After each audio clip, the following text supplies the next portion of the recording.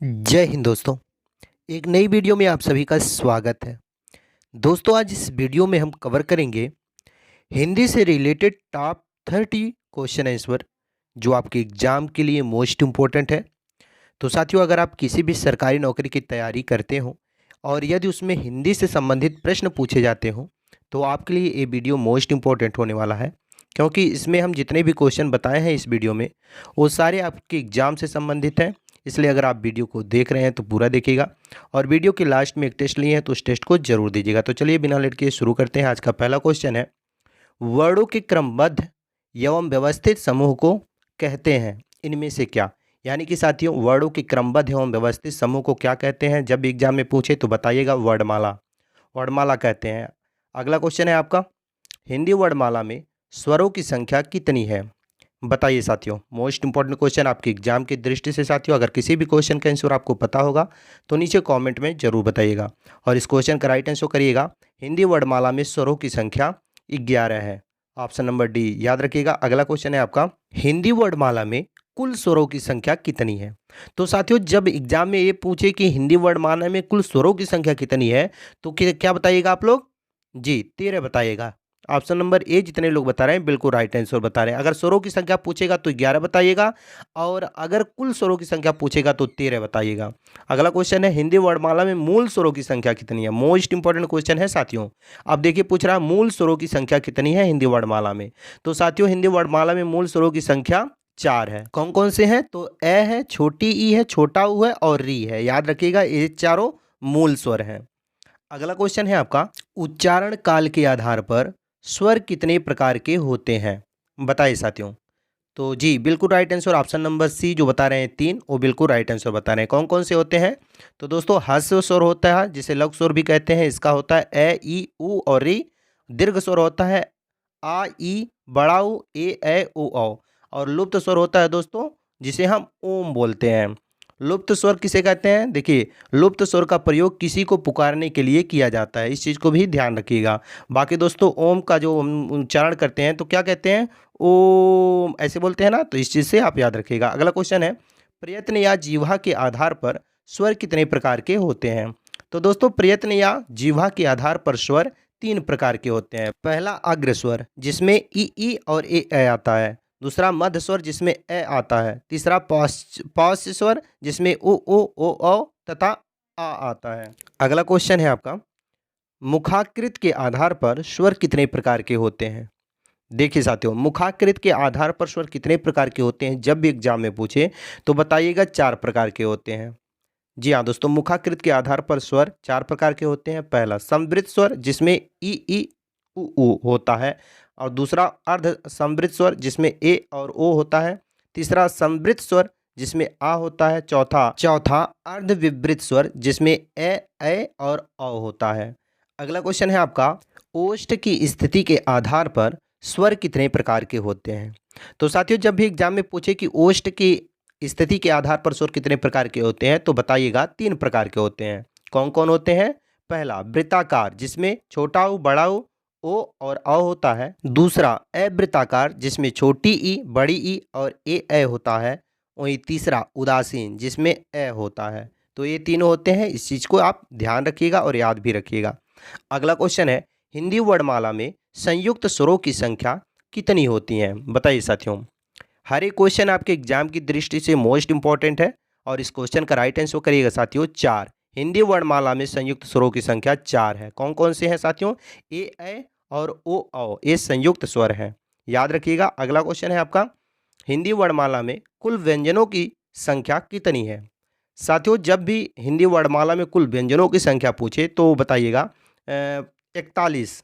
41 साथियों हिंदी वर्णमाला में कुल व्यंजनों की संख्या है। अगला क्वेश्चन है, हिंदी वर्णमाला में कुल मूल व्यंजनों की संख्या कितनी है? जब मूल व्यंजनों की संख्या पूछेगा तब आप 41 मत बताइएगा, लेकिन जब कुल व्यंजनों की संख्या पूछेगा तब 41 बताइएगा और मूल व्यंजनों की संख्या पूछेगा तो 33 बताइएगा। तो ऑप्शन नंबर ए याद रखिएगा 33। अगला क्वेश्चन है, हिंदी वर्णमाला में उत्क्षिप्त व्यंजनों की संख्या कितनी है? तो साथियों, जब एग्जाम में पूछे कि हिंदी वर्णमाला में उत्क्षिप्त व्यंजनों की संख्या कितनी है तो 2 बताइएगा। कौन कौन से? ढ और ड। ढ और ड याद रखिएगा, उत्क्षिप्त व्यंजन है। अगला क्वेश्चन है आपका, वर्णमाला में संयुक्ताक्षर व्यंजनों की संख्या कितनी है? बताइए साथियों, संयुक्ताक्षर व्यंजनों की संख्या जब भी पूछे तो 4 बताइएगा, यानी कि हिंदी वर्णमाला में संयुक्ताक्षर व्यंजनों की संख्या 4 है। कौन कौन से? छ, त्रे, ज्ञ और श्रेय। ये दोस्तों संयुक्ताक्षर हैं, यानी कि 2 अक्षर मिलकर ये बने हैं। तो साथियों इस क्वेश्चन का राइट आंसर क्या हो जाएगा? ऑप्शन नंबर बी, यानी कि 4। अगला क्वेश्चन है, वर्णमाला में स्पर्श व्यंजनों की संख्या कितनी है? बताइए साथियों, हिंदी वर्णमाला में स्पर्श व्यंजनों की संख्या कितनी है? जब भी एग्जाम में पूछा जाए तो राइट आंसर बताइएगा 25। जी हाँ दोस्तों, हिंदी वर्णमाला में स्पर्श व्यंजनों की संख्या 25 है। कौन कौन से हैं? तो इसमें दोस्तों क वर्ग, च वर्ग, ट वर्ग और त वर्ग और प वर्ग आता है। क वर्ग में क, ख, ग, घ, अंगा आता है। च वर्ग में च, छ, ज, ञ आता है। वहीं ट वर्ग में ट, ठ, ड, ढ आता है। त वर्ग में त, थ, द, ध, न आता है। और प वर्ग में प, फ, ब, भ और म आता है। तो इस चीज़ को आप याद रखिएगा, जो स्पर्श व्यंजन कहलाते हैं ये 25 हैं, जो दोस्तों क वर्ग, च वर्ग, ट वर्ग, त वर्ग और प वर्ग में आते हैं। तो इस प्रकार आप याद रखिएगा, ताकि एग्जाम में जब भी ये क्वेश्चन पूछा जाए कि स्पर्श व्यंजन कितने होते हैं, तो 25 आप याद रखेंगे, आसानी से बता लेंगे। तो याद रखिएगा, ताकि जब एग्जाम में ये क्वेश्चन पूछे तो आपको कोई प्रॉब्लम ना हो, आप आसानी से बता सकें। और एग्जाम में ये भी पूछा जाता है क वर्ग के कितने अक्षर हैं, तो वो भी आप आसानी से बता सकेंगे। अगला क्वेश्चन है आपका, वर्णमाला में अंतस्थ व्यंजनों की संख्या कितनी है? तो दोस्तों जब भी एग्जाम में पूछा जाए कि अंतःस्थ व्यंजनों की संख्या कितनी है, तो बताइएगा 4। जी हाँ साथियों, अंतःस्थ व्यंजनों की संख्या 4 है। कौन कौन से हैं?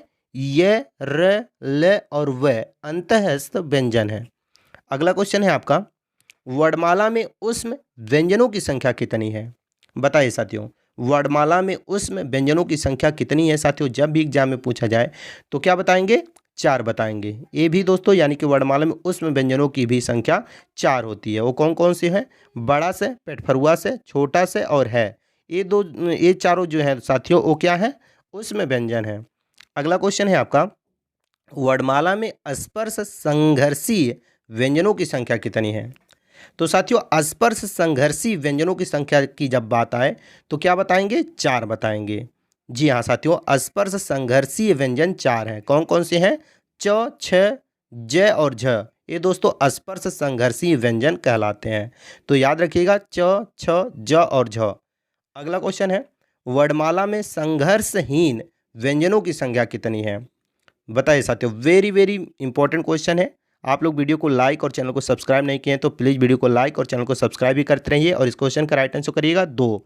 संघर्षहीन व्यंजनों की संख्या 2 है, जिसे अर्धस्वर भी कहते हैं। वो कौन कौन से हैं? य और र। य और र दोस्तों जो है वो संघर्षहीन और अर्धस्वर कहलाते हैं।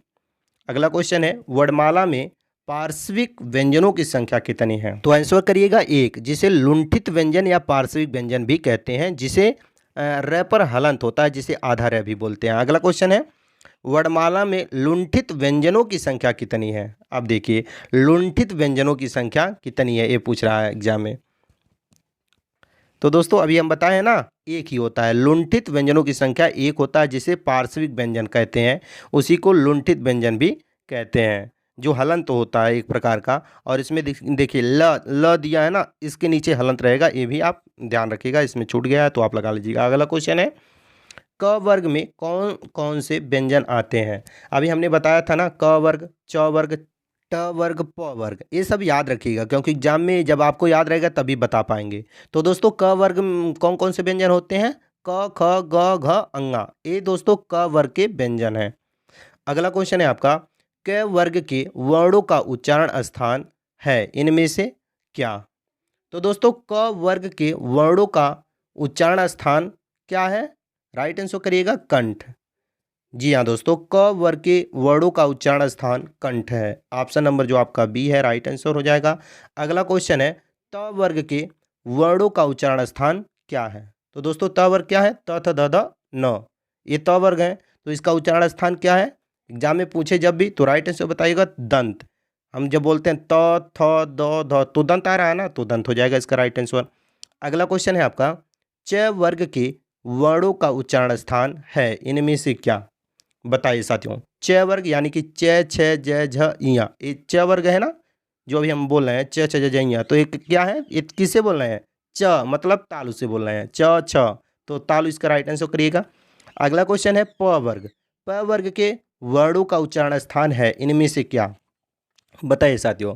तो साथियों प का उच्चारण स्थान, प वर्ग कौन कौन से हैं, प फ ब भ म। प मतलब क्या बोल रहे हैं, ओष्ठ से बोल रहे हैं हम। कौन कौन से हैं, प फ ब भ म, ओष्ठ से बोल रहे हैं, तो इसका उच्चारण स्थान क्या होगा, ओष्ठ होगा। तो ऑप्शन नंबर क्या हो जाएगा, सी, ओष्ठ। अगला क्वेश्चन है आपका ड ढ वर्णों का उच्चारण स्थान है इनमें से क्या, बताइए साथियों। ड और ढ, ढ से ढक्कन वाला ढ, वर्णों का उच्चारण स्थान क्या है। तो दोस्तों मूर्धा, मूर्धा है, मूर्धा, ऑप्शन नंबर बी, याद रखिएगा ड और ढ का उच्चारण स्थान मूर्धा है। अगला क्वेश्चन है बड़ा से। बड़ा से वर्ण का उच्चारण स्थान है इनमें से क्या। तो दोस्तों बड़ा से वर्ण का उच्चारण स्थान जब भी एग्जाम में पूछे तो याद रखिएगा तालु, तालु बताइएगा। बड़ा से, बड़ा से तो तालु, ऑप्शन नंबर सी, याद रखिएगा। अगला क्वेश्चन है वह किस वर्ग का वर्ण है, बताइए साथियों।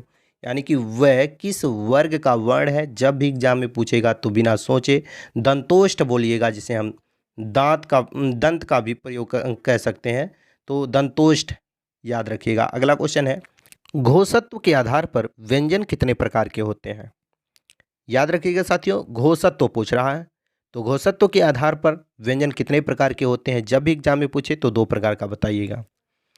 कौन कौन से, तो दोस्तों घोष का अर्थ पहले क्या होता है, स्वर तंत्र में ध्वनि का कंपन, यानी कि घोष कहलाता है। और घोष तत्व के आधार पर व्यंजन कितने प्रकार के होते हैं, सघोष और अघोष होते हैं। नाम सुने ही होंगे सघोष और अघोष का, तो यही 2 प्रकार के होते हैं। अगला क्वेश्चन है आपका निम्न में से कौन सा सघोष व्यंजन है, आप बताइए साथियों। निम्न में से कौन सा सघोष व्यंजन है, महत्वपूर्ण प्रश्न है, और इसका राइट आंसर करिएगा घ। घ दोस्तों एक ऐसा व्यंजन है जिसे सघोष व्यंजन कहते हैं। और विस्तार में जाना चाहें तो वर्णमाला में दोस्तों सघोष व्यंजनों का स्थान क्या होता है, यानी कि प्रत्येक वर्ग का तीसरा, चौथा, पांचवा व्यंजन और अंतस्थ व्यंजन तथा है, ये दोस्तों क्या होते हैं, ये सघोष व्यंजन कहलाते हैं।